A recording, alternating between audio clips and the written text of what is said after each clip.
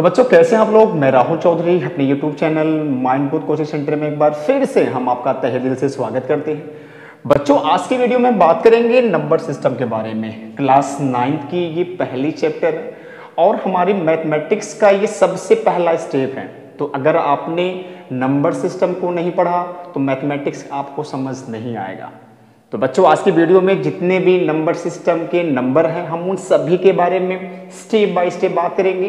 तो आज के बाद आपको नंबर सिस्टम के बारे में कोई प्रॉब्लम होने वाले नहीं है। तो चलिए वीडियो को हम स्टार्ट करते हैं। तो बच्चों पहली जो हमारी संख्या है वो है नेचुरल नंबर, जिसको हम प्राकृतिक संख्या बोलते हैं। बच्चों मेरी बात को समझने का प्रयास करना, यानी वह संख्या जिनसे गिनती का काम किया जाता है या वह संख्या जिनसे किसी वस्तु को गिनने के लिए प्रयोग किया जाता है, यानी जिन संख्याओं से हम किसी वस्तु को गिनेंगे उसे बच्चों क्या बोलेंगे, नेचुरल नंबर या प्राकृतिक संख्या। और इसको हम धन पूर्णांक संख्या भी बोलते हैं। ये बात दिमाग में आप रख लोगे, ठीक है बच्चों। इसको हम n से क्या करते हैं, रिप्रेजेंट करते हैं। जैसे 1 2 3 4 5 6 डॉट डॉट डॉट, ठीक है, अनंत तक होते। मेरी बात समझने का प्रयास करेंगे। अगर किसी ने पूछा कि सबसे छोटी नेचुरल नंबर क्या होगा तो आप बोलोगे 1, और सबसे बड़ी क्या होता है, जो अनडिफाइंड होता है, मतलब बड़ी संख्या होता ही नहीं है, ठीक है। ये बिल्कुल बात में समझने का प्रयास करेंगे कि वह संख्याएं जिनका प्रयोग हम किसी वस्तु को गिनने के लिए करते हैं उसे हम प्राकृतिक संख्या बोलते हैं। आई समझ में। तो बच्चों हमारी दूसरी संख्या क्या है, अब बातों को गौर करेंगे, वो है हमारा होल नंबर, ठीक है। होल नंबर के बारे में समझने का प्रयास करेंगे। तो अगर प्राकृतिक संख्याओं में अगर हमने जीरो को ऐड कर दिया, आप याद रखेंगे कि अगर प्राकृतिक संख्याओं में हमने जीरो को जोड़ दिया तो बच्चों वो क्या बन जाएगा, हमारा होल नंबर। यानी कि जो नेचुरल नंबर है, जो होल नंबर है, अंतर बस केवल जीरो का होता है। यानी कि प्राकृतिक संख्या में जीरो नहीं होते हैं लेकिन होल नंबर में जीरो होते हैं, ठीक है बच्चों। इसको हम W से क्या करते हैं, रिप्रेजेंट करते हैं। जैसे 0 1 2 3 4 5 डॉट डॉट अनंत तक, ठीक है। अगर किसी ने पूछा कि सबसे छोटी होल नंबर क्या है तो क्या बोलोगे आप, 0। और सबसे बड़ा अनडिफाइंड, जो डिफाइंड होता ही नहीं है। मतलब कहने का मतलब कि आप जिंदगी भर अगर काउंटिंग करोगे तो वो कभी खत्म होने वाला नहीं है। तो बड़ी संख्या क्या होती है, अनडिफाइंड होती है, ठीक है। और छोटी क्या होती है हमारी, 0। तो हमने अभी सीखा कि नेचुरल नंबर और जो होल नंबर है उसमें केवल एक डिफरेंट होता है, और डिफरेंस क्या है, 0 का। नेचुरल नंबर में 0 नहीं होंगे और जो होल नंबर उसमें 0 होता है। तो ये बात बिल्कुल दिमाग में रख लेंगे कि ये दोनों संख्याएं कहीं ना कहीं हम वस्तुओं को गिनने के लिए प्रयोग करते हैं, लेकिन 0 का हम इस्तेमाल वस्तुओं को गिनने के लिए नहीं करते हैं। तो अंतर क्या देखा हमने कि नेचुरल में 0 नहीं है और होल में 0 है। दोनों सेम संख्या रहेंगी, बाकी कोई अंतर नहीं होगा। यानी एक बार मैं फिर से रिपीट करूंगा कि नेचुरल में 0 नहीं होते हैं और होल नंबर में 0 होते हैं, बाकी सेम आपका रहेगा। स्टार्टिंग हमारी होगी 1 से, जाएगा हमारा अनंत तक। आई समझ में। तो बच्चों अभी हम बात करेंगे इंटीजर यानी कि पूर्णांक के बारे में। जैसे कि नाम ही काफी है, पूर्णांक मतलब पूर्ण अंक। इसमें ऐसे अंक होंगे जो क्या होंगे, कंप्लीट होंगे, पूर्ण होंगे, ठीक है। इसको लेकर बच्चों के बीच में नहीं यार। तो बच्चों अभी हम बात करेंगे इंटीजर के बारे में यानी कि पूर्णांक के बारे में। बच्चों के दिमाग में बहुत सारे डाउट होते हैं पूर्णांक के बारे में, तो आज वो डाउट बिल्कुल खत्म हो जाएंगे, वीडियो में बने रहें। तो बच्चों पूर्णांक एक बहुत इंपॉर्टेंट भाग है नंबर सिस्टम का। मेरी बात को समझने का प्रयास करेंगे, ठीक है।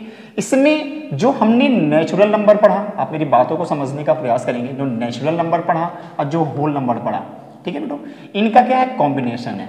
यानी इंटीजर जो हमारा पूर्णांक है उसमें नेचुरल भी होगा, होल होगा, होल भी होगी, लेकिन इनका पॉजिटिव भी होगा और इनका नेगेटिव भी होगा, ठीक है। मेरी बात समझना। अगर हम सिंपल भाषा में बात करेंगे, ठीक है, कि हमने क्या पढ़ा कि जो नेचुरल नंबर क्या होता है हमारा, 1 होता है, 2 होता है, 3 डॉट डॉट डॉट, और जो हमारा होल नंबर क्या होता है वो होता है 0 1 2 3 डॉट डॉट डॉट। यानी कि इसका पॉजिटिव भी होगा और इसी का नेगेटिव भी होगा, पॉजिटिव भी होगा, नेगेटिव भी होगा, पॉजिटिव होगा, नेगेटिव होगा, ठीक है।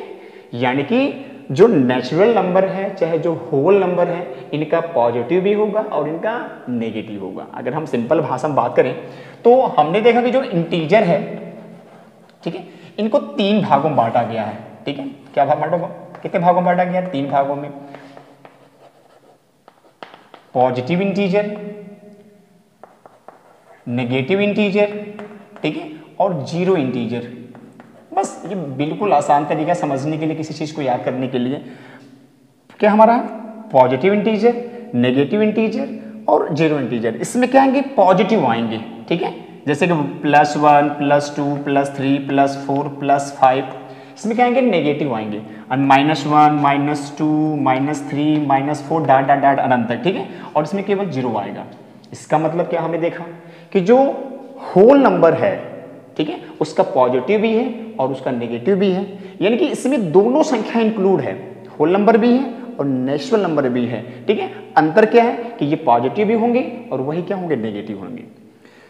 बच्चों ये बहुत बच्चे कंफ्यूज हो जाते हैं। अगर किसी ने आपसे पूछा कि सबसे बड़ी धन पूर्णांक क्या है, यानी सबसे बड़ी धन पूर्णांक क्या है, तो क्या बोलोगे? नॉन डिफाइंड, मतलब होता ही नहीं है। सबसे छोटी क्या होता है? 1 होता है। यानी कि अगर हम बात करेंगे 1 2 3 4 5 6 डॉट डॉट डॉट अनंत तक, इसमें अगर किसी ने पूछा कि सबसे बड़ी धनात्मक संख्या क्या होती है, होती नहीं है, अनडिफाइंड है। सबसे छोटी क्या होती है? 1। क्लियर है? लेकिन बच्चों अगर हमने कहा -1 -2 -3 -4 -5 डॉट डॉट डॉट, तो अगर हमने फिर से वो सवाल पूछा कि सबसे बड़ी नेगेटिव नंबर क्या होती है, नेगेटिव संख्या क्या होती है, तो बेटा वो सबसे बड़ी -1 होती है। सबसे बड़ी क्या होगी? माइनस। और सबसे छोटी क्या होती है? अनडिफाइंड। ये बड़ा कंफ्यूजन वर्ड है। यानी कि पॉजिटिव अगर संख्या हमारे पास है तो पॉजिटिव में सबसे छोटी होती है, सबसे बड़ी नहीं होता है। लेकिन नेगेटिव की बात करेंगे, नेगेटिव में सबसे बड़ी होती है, सबसे छोटी नहीं होता। यानी कि सबसे बड़ी नेगेटिव नंबर -1, इसी प्रकार सबसे छोटी पॉजिटिव नंबर 1 और सबसे बड़ी नंबर पॉजिटिव 0, अनडिफाइंड होता है, जीरो नहीं होता। ठीक है, तो यहां पे बिल्कुल दिमाग में रख लेंगे। यानी कि हमने क्या सीखा कि जो धनात्मक संख्या है वो जितना बड़ा होगा उसकी वैल्यू बढ़ेगी, उसकी वैल्यू बढ़ेगी, दिमाग में रहे। लेकिन अगर संख्या नेगेटिव है तो जितना बढ़ेगा उसका वैल्यू उतना उसका मान क्या होगा? कम होता है। यानी कि -1 बड़ा है, -3 क्या है? छोटा है। -1 बड़ा है, -3 क्या है? छोटा है। ये नेगेटिव की बात हो रही है। लेकिन 1 क्या है? छोटा है, 3 क्या है? बड़ा है। तो ये बात बिल्कुल दिमाग में आप रख लेंगे, ये चीजें मैंने जो बताया। ठीक है, और एक और बात याद कर लेंगे कि जो इंटीजर है उसको हम जेड से क्या करेंगे? रिप्रेजेंट करेंगे। जैसे 0 +-1 +-2 +-3 +-4 डॉट डॉट डॉट डॉट अनंत तक। ठीक है, तो बच्चों अभी हम बात करेंगे परिमेय संख्याओं के बारे में, जिसको हम इंग्लिश में रेशनल नंबर बोलते हैं। आप समझने का प्रयास करेंगे। रेशनल नंबर होने के 4 क्राइटेरिया हैं। अगर कोई भी संख्या इन 4 क्राइटेरिया को फॉलो करता है, पास करता है, तो उसे ही हम क्या बोलेंगे? Rational number. पहला क्या है कि जिन संख्या को हम P/Q के रूप में लिख सकें। ठीक है, मेरी बात समझना, जिस संख्या को हम P/Q के रूप में लिख सकें, जहां पर जो Q की वैल्यू 0 नहीं होनी चाहिए, यानी Q की वैल्यू हमेशा क्या हो? नंबर हो। ठीक है, 0 न हो। और P और Q में अगर हम P और Q का गुणनखंड निकालेंगे तो उसमें कोई उभयनिष्ठ नहीं होनी चाहिए। अभी मैं बताऊंगा ये उभयनिष्ठ क्या है। और 4 क्या हमारे पास D क्या है कि P और Q पूर्णांक हो। अभी हमने पूर्णांक के बारे में पढ़ा, इंटीजर के बारे में पढ़ा। इंटीजर 0 भी होता है, इंटीजर जितने नेगेटिव संख्या होता है वो होता है, और इंटीजर जितने पॉजिटिव हो वो होता है। लेकिन इंटीजर दशमलव वाला नहीं होता, इस बात को आप समझ लेंगे। ठीक है बच्चों, बहुत सारी चीजें कंफ्यूजन है। जैसे मैंने कहा कि अगर अब बताओ 4 क्या है, 4 परिमेय है कि नहीं है, तो 4 के नीचे हम 1 मान सकते हैं। हरा हमेशा क्या होता है? छुपा होता है। तो इसको अगर हम समझने का प्रयास करें तो इसको हम P/Q के रूप में मान सकते हैं। पहला हमारा पास कर गया, और जो Q की वैल्यू हमारी क्या है? वो 1 है, 0 तो है नहीं। सेकेंड भी पास कर गया, और थर्ड हमने देखा कि इनके बीच में कोई कॉमन फैक्टर नहीं है, तो ये भी हमारा पास कर गया। और P और Q पूर्णांक होनी चाहिए, तो 1 और 4 क्या है? पूर्णांक है, इसलिए 4 क्या है? एक रेशनल नंबर है।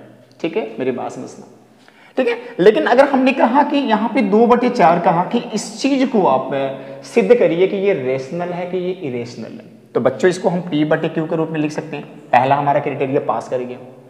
सेकंड कि जो Q की वैल्यू है वो 0 नहीं होनी चाहिए, चलो ये भी तो हमारा पास करेगा क्योंकि Q हमारी क्या है 4 है। बच्चों थर्ड क्या है कि P और Q के बीच में कोई गुणनखंड, जो उनके बीच का जो गुणनखंड है वो उभयनिष्ठ नहीं होनी चाहिए, कॉमन नहीं होनी चाहिए।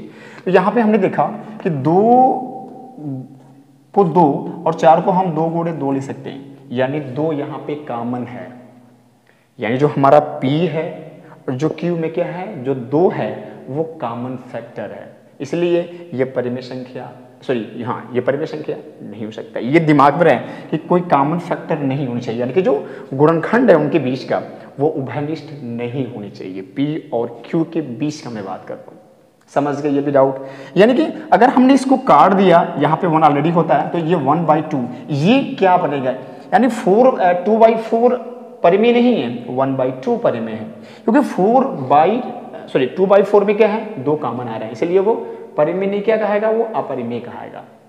आई समझ में, ठीक है। एक चीज और हम समझेंगे, एग्जांपल समझने का प्रयास करेंगे। अगर हमने यहाँ पे √2 कहा, √2 कि सिद्ध करो कि क्या है ये परिमेय क्या अपरिमेय, तो √2 के नीचे हम एक मान सकते हैं, कोई दिक्कत नहीं है। इसको हम P/Q के रूप में मान सकते हैं, पहला हमारा क्राइटेरिया पास करेगा P/Q के रूप में, क्लियर है। और यहाँ पे जो Q की वैल्यू है 1 है, सेकेंड भी पास करेगा। और हमने देखा कि P और Q के बीच में कोई कॉमन फैक्टर नहीं होनी चाहिए, तो यहाँ P और Q के बीच में भी कोई कॉमन फैक्टर नहीं है क्योंकि ये √2 है, 1 है, क्लियर है। अब अगर P और Q पूर्णांक हो, तो बच्चों अभी मैंने जस्ट बात किया पूर्णांक के बारे में, बच्चों याद कर लेंगे √2 पूर्णांक नहीं होता है, ठीक है। मैंने आपसे एक बात कहा कि पूर्णांक जितने भी धनात्मक हैं वो होंगे, जितने भी नेगेटिव यानी कि जो ऋणात्मक है वो होंगे, 0 को लेकर 0 भी होंगे, लेकिन जो दशमलव नंबर है वो पूर्णांक नहीं होता है। और अगर हम √2 का मान निकालें तो वो किस में आता है, दशमलव में आता है, यानी कि 1.4 टाइप में आता है, 1 पॉइंट के टाइप में आता है, यानी कि ये हमारा क्या है रैशनल नंबर नहीं है, यानी कि परिमेय संख्या नहीं है। मेरी बात समझना, कोई भी नंबर अगर √रूट में रुक जाता है, अगर हम पहले किसी नंबर को हमें परिमेय सिद्ध करना है तो पहले √रूट से बाहर करने का प्रयास करेंगे, बाहर हो गया तो वो परिमेय बन गया, लेकिन अगर √रूट में रह गया तो वो परिमेय नहीं होता है। यहां समझना, अगर हमने कहा √2/√2 ये क्या है, ये भी परिमेय नहीं है, अपरिमेय है, क्योंकि कॉमन फैक्टर यहां भी है, √2 ऊपर भी है, √2 नीचे भी है, ठीक है। एक यहां समझेंगे, अगर किसी ने कहा √4/3 को सिद्ध करो, क्या है ये रैशनल है या इरेशनल है, तो बच्चों यहां पे समझेंगे, ठीक है। अभी मैं आपको बहुत बड़ी चीज बता रहा हूं कि जो कड़ी है, कड़ी की वैल्यू क्या होती है, पावर 1/2, याद कर लेंगे, ये कड़ी की वैल्यू क्या होती है, पावर 1/2।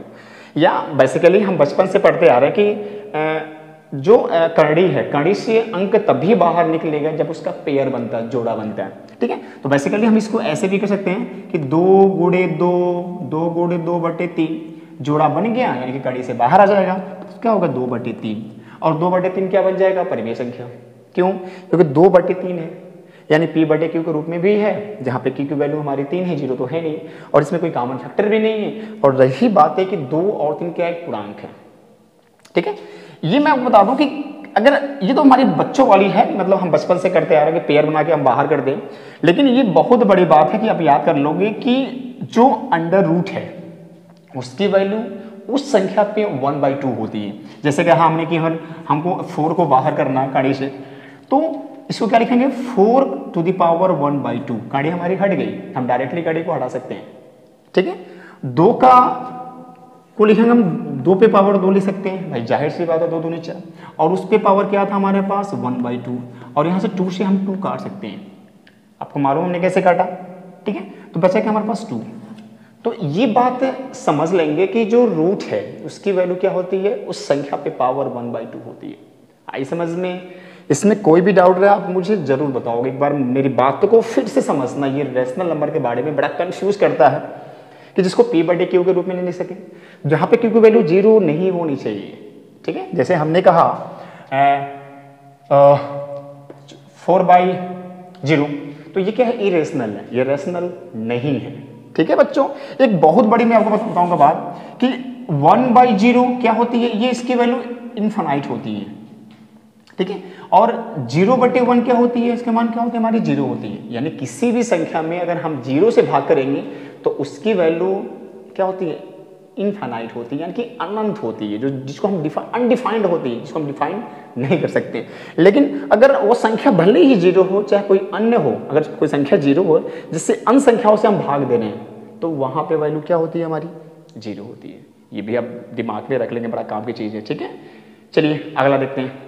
अब हम बात करेंगे तुल्य परिमेय संख्या के बारे में। ये परिमेय संख्या है लेकिन तुल्य, तुल्य का मतलब होता है इक्विवेलेंट, बराबर। जैसे अगर हमने कहा 1/3 का तुल्य परिमेय संख्या निकालो, तो किसी भी संख्या का आप तुल्य जो परिमेय संख्या वो निकाल सकते हो। यानी कि एक ही संख्या से उसके अंश में और हर में हम गुणा करके और भाग करके हम तुल्य जो परिमेय संख्या निकाल सकते हैं। लेकिन 0 को छोड़कर, यानी कि 0 को छोड़कर किसी भी संख्या में उसके अंश में उसके हर में हम किसी भी संख्या से गुणा करके या भाग करके तुल्य परिमेय संख्या निकाल सकते हैं। जैसे अगर हमने कहा 1/3 का अगर हमें निकालना हो, क्या निकालना हो, तुल्य परिमेय संख्या निकालना हो, तो हम 1/3 यानी एक ही संख्या से क्या करना है, हमें दोनों से गुणा करना है। अब भाग भी कर सकते हो, जैसे हमने कहा 8/10 का निकालना, हमें क्या निकालना है, तुल्य परिमेय संख्या निकालना है। और यहाँ पे 3 से कर सकते हो, यहाँ पे 4 से कर सकते हो। तो क्या हो गया ये 2/6, 3/9, 4/12। तो बच्चों ये क्या है, इनकी तुल्य परिमेय संख्याएं हैं। किसकी हैं, 1/3 का। तो 1/3 का कितना हो जाएंगे, आप ये करोड़ों क्या मतलब असंख्य आप तुल्य परिमेय संख्या निकाल सकते हो। आई बात समझ में? ठीक है, यहाँ तो था आप गुणा करेंगे, अब यहाँ भाग भी कर सकते हो। अगर हमने यहाँ पे 2 से डिवाइड किया तो क्या आ गया 4/5। तो इसका क्या हो गया, ये तुल्य परिमेय संख्या हो गया। आई समझ में? कहने का मतलब किसी भी संख्या में उसके अंश में उसके हर में किसी भी नंबर को गुणा करके या भाग करके हम तुल्य परिमेय संख्या निकाल सकते हैं, जो आपके सामने है। आई समझ में? और इसे बोलते हैं इंग्लिश में एक्विवेलेंट नंबर। ये बिल्कुल आप याद कर लोगे। तो बच्चों अभी हम बात करेंगे कि दो परिमेय संख्याओं के बीच का हम परिमेय संख्या कैसे निकाल सकते हैं। बड़ा आसान मेथड है, मेरी बातों को समझने का प्रयास करेंगे। ठीक, आप कल्पना करोगे हमारे पास दो क्या है, रेशनल नंबर है, यानी कि परिमेय संख्या, और उसके बीच का हमें परिमेय संख्या निकालना है। तो उसका फॉर्मूला क्या होता है, 1/2 a + b। अब ये a क्या है, पहली परिमेय संख्या, ठीक है, संख्या, और b क्या हमारे पास दूसरी परिमेय संख्या। ठीक है, यानी कि इनके बीच का हमें क्या निकालना था, परिमेय संख्या। तो इस फार्मूले का इस्तेमाल करके हम बिल्कुल आसानी से हम एक परिमेय संख्या निकाल सकते हैं। ठीक, जैसे मेरी बात समझना, अगर किसी ने पूछा आपसे कि 4/7 एंड 3/5 के बीच से क्या निकालो, परिमेय संख्या निकालो, तो क्या करेंगे आप, इनको ऐड करेंगे, 1/2 ऐड कर लीजिए, 4/7, 3/5।